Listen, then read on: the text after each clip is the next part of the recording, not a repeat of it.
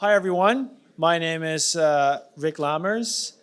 I'm going to talk about a topic that I have been working on intensively, I would say, for the past 12 months, and it's LLM tool use. And what's difficult about tool use is that evaluating it requires understanding not just your use case, but also thinking about more complex interactions that you can have with an LLM.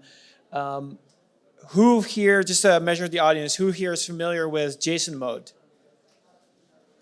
Few of you. So JSON mode?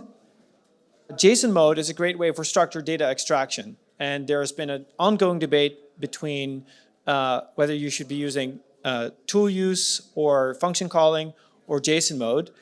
And I would argue that they're separate things and they can be valuable in different contexts because in my view, JSON mode is really about structured data extraction and tool use is really about detecting intent and planning. Because tool use rarely is just about retrieving information according to some JSON schema structure. It's about reasoning about the situation at hand and taking the right action. So I will be going over some of the ways in which you can measure this by looking at some of the great work that has been going on in the open source domain. So much of what I'm talking about you can find back online. And I have some references in here. So who am I? As was introduced, I work at a company called Groq. We make our own silicon and we have very fast inference for LLMs. We do not only run LLMs on our Groq chips, we also run audio models. We're working internally on vision models. So really, we're a company focused on machine learning inference at large. Before this, I used to run a company focused on data ETL. Data ETL, I think, is still a relevant skill in this age of AI because at the end of the day, a lot of the AI productionization involves a lot of data engineering workload. So I really enjoy being kind of at that intersection of both of these because they really tend to come up both whenever you're doing real-world application development on top of these AI APIs. Studied computer science and just really into kind of machine learning and combine theory with engineering. So why do we want to use tools? I think it's not only about like structured data extraction or reasoning, it's also about where do LLMs actually shine? So if you look at this example, it really is kind of like a super simple mathematical operation, but an LLM can still get this very wrong. So minus minus turns into addition, plus 1, so you would guess it gets it right, but it ends up with the answer 484. So really, I feel like we're maybe using the wrong tool for the job because clearly computers know how to do logic, right? We have much larger logic circuits than this motherboard operating at very high frequency, at very high accuracy, if not fully accurate with error correction included. So logic is really solved. Why is the LLM then struggling with it? And I think what happened in February 2023 was I came across this paper, was uploaded to arXiv. It's called Toolformer, Language Models Can Teach Themselves to Use Tools. And I think really it ushered in a paradigm of we should think about LLMs as systems that do certain things really well and other things not very well. And so we should be combining best of both worlds to build end-to-end systems, composed systems that have really good runtime characteristics on the metrics we care about, which usually is accuracy, but can be accuracy and some other measures like latency too. So what I'll show you here is, this presentation is JavaScript, so we can do some actual real prompting. And I want to introduce a concept called schema engineering, just so that we have a little bit of a background of like what kind of levers we have to improve the quality of tool use with language models. So if you look at this example, I say the literal prompt is what's the weather in San Fran, so I'm not saying San Francisco fully. And if I generate a tool call, you can see that it literally enters San Fran, right? Because the description of this tool isn't very prescriptive about what kind of generation it should be.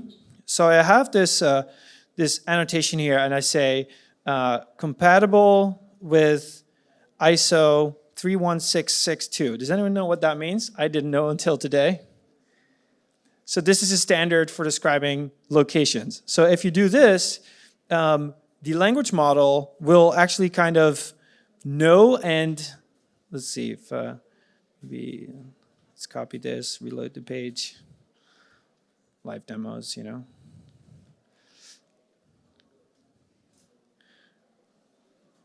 Reconnect the Wi-Fi.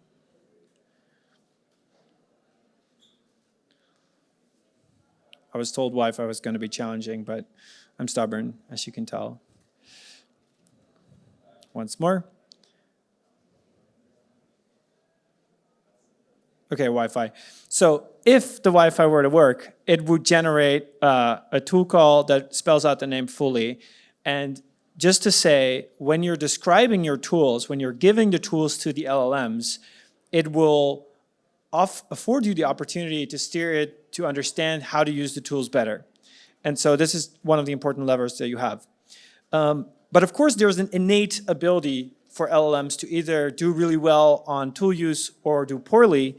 And there's a really awesome project, and I encourage you to check it out if you're interested in tool use and you haven't seen it yet. It's called the Berkeley Function Calling Leaderboard. And you can't really make up much of this chart, but there's just to show there are many language models these days that support function calling. And there are also models, as you can see here in the dark, there's kind of like this area where some of these models really don't perform well, large differences between how good they are. So I want to give credit. You can check this out later. It's a project from Berkeley, and I'll give some examples, some actual data examples from this project on how they're evaluating function calling. So this data set is pretty much like the set of categories that they cover with their evaluation suite. And I just want to zoom in on a data sample. We just heard in the talk, not the previous one, but the one before that, you should look at the data. You should look what's the actual data. And I think it's good to see these data sets, these evaluations, kind of what's happening there. So this is a simple example. And any sort of model that claims to be able to do function calling should be able to cover this. So the question of the user is find the area of the triangle with a base of 10 units and a height of 5 units. And then it should be able to call this function that has 3 inputs and 2 required, base and height. Unit can be left unspecified. And then there is a correct answer. This is not very surprising. It's a simple tool call, and most models get this right. So it's a sanity check. We don't really get much information out of this. But the benchmark does more than this. So here we have an example where we introduce parallel multiple functions. And there's been some confusion about what does parallel function calling actually mean. And it really means that we can use multiple tools that are independent. So I think independent function calling might have been even more confusing than parallel function calling, but it really is about this independence relationship. And I'll try to go to more examples, and I think we're going to really reach a point where we should have a discussion about what kind of paradigm for function calling or tool use for LLMs is actually the right one, because we have some limitations with the current paradigm. And I won't say it's because of OpenAI, but maybe it's kind of because of OpenAI. So in this example, we need to call 2 functions, but it's clear from the semantic understanding of this sentence that the mean and the latitude or the time zone associated to this longitude and latitude are independent questions. We don't need to know one before we can calculate the other. They're independent concepts. And so you could argue that any model could generate the request to use these tools at the same time. And another example is if you have a function that is specified that looks like it could answer the question, but it's just kind of related and not actually the right tool to use. And what it should do instead is it should try to answer without using this tool, using its own reasoning capability. In absent of any tool that it has access to, it should do its best to answer the question itself using reasoning that the model does possess. So in this case, the park area is not a way to calculate the sphere volume. And so a good result here should not invoke this function. So that's the relevance detection part of this benchmark. And again, with JSON mode, it's more like, does it generate the right signature? But it's really about reasoning capability over the provided tool and the context of the question. It should identify that this is not the right function. So another area that we see kind of a lack of performance from state-of-the-art LLMs is in follow-up detection. So if you have the right tool available and the question of the user is one that is relevant to the tool, maybe calling the tool still is not the right thing to do because you lack information. And so this is not included in this benchmark, but it is a really common problem where the model will hallucinate some of what the user might want, but instead it just assumes that the user wants it, and that leads to undesired outcomes as the model operates in like a chat context and calls these tools. So in this case, book me a flight to New York for next month. It doesn't mention the departure city, the number of passengers, or the class that they want to book for. And so what you want is for an LLM to not be overly eager and always call the tool if it's the right one, because it's clearly relevant to the question. It should reject and ask for more information. So all of these subtle nuances are required for a high performance, but are often not measured in like structured extraction type benchmarks. And again, it comes back to the beginning of my talk of like, it's really about intent detection, reasoning about the situation, and then taking the right action. For sequential is this other interesting kind of situation where you could potentially confuse this with parallel function calling, where you think you need to call multiple functions, which you need to, but you cannot do this until you have the answer of a previous tool call. And so the current paradigm of function calling using the OpenAI API is the one of kind of tick-tock. So it's like you tick, you get a tool that needs to be invoked, you produce an answer, and you talk, you kind of pass the answer back, and then you tick again. So you get another chance to ask the model to call the right function. With this prompt, what is 8 times 6 to the 5th power plus 9? If you only have these operations at your disposal, multiplication, addition, and exponentiation, you need to first figure out what to do, then take the action, calculate the result, pass it back to the model, and then ask again for the next tool invocation.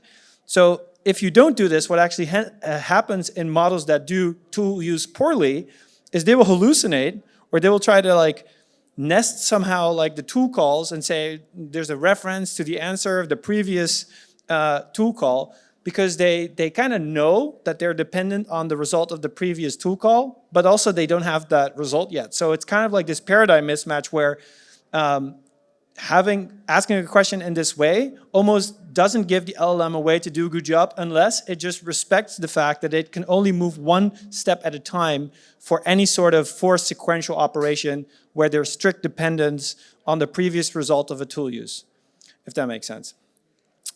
So finally, I want to talk a bit about what could an alternative paradigm look like.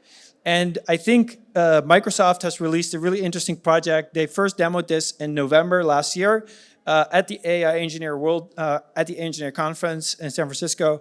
And it's this notion that you could also do tool use in the context of TypeScript and program generation. So maybe we should recast this idea of function calling by language models as code generation. Because with code generation, we not only get something specified about the inputs to functions, which is what the current OpenAI paradigm promotes with the JSON schema that you see that describes the arguments of a function. It also says something about the data flow of the program and whether that's valid. So in this case, you have two functions that are both independent. They're both two multiplications of constants. So these can be called at the same time. And we have a dependence relationship, but we also have a type guarantee that the inputs to this final function can only take a certain type, namely number. And so this specification of knowing exactly what these previous two function calls yielded can then be used to guarantee that the next invocation is going to operate on inputs that are type safe. And we care about agentic programs, and we care about reliability of those. But if we don't have type guarantees, then how are we going to ever get to accuracy? We just need to like hope that an LLM never makes a mistake, but we know they're not capable of that. So finally, just kind of this friendly dig because OpenAI does push the field forward and they get a lot of credit for that, and I think they do. But I don't think that this API, even though we fully support it at Groq because we want to be OpenAI compatible because widespread adoption leads to good ecosystem compatibility and we see the advantages, we do want to challenge everyone, and especially in open source, people who are willing to tinker, to think about this paradigm and ask themselves, is this the right paradigm or should we be standardizing on something else? That's it. My name is Rick. You can follow me on X. Thank you very much for listening.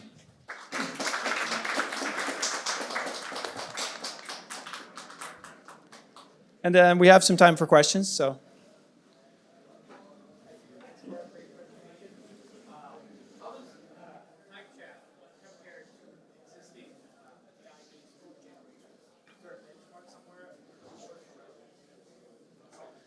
I think it's an interesting question because it's not clear to me how you would directly compare type chat's performance to code generation. I think you pose an interesting secondary question, which is, for code generation, do we really have good benchmarks other than like being able to implement a program end to end?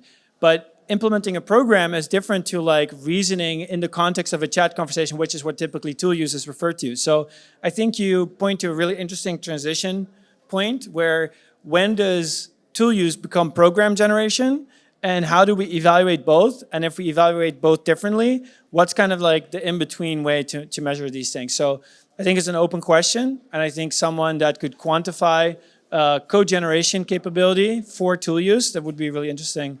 But I don't know if anything, so if you find anything, let me know. How do you imagine the integration of like the follow-up tool with the type chat? So how do you imagine those two are integrated? So what you see in the type chat library is that once the program has been generated, so what it effectively does is instead of it being able to generate just one tool or multiple tools that can only be called in parallel, which is what OpenAI limits you to do, it allows you to generate in one go a small computational graph where you have multiple tool uses that depend on each other. And the way that works is it generates the entire program. It then first checks the type safety. Once the type safety has been guaranteed, it will run the program, produce the final result of the program, and pass that back to the LLM. And what you see in practice is that that allows you to, in one single back and forth, have more complicated tool use enabled because it allows you to have these use cases where there is dependence between the tools that are available and need to be used to answer the user's question. Does that make sense?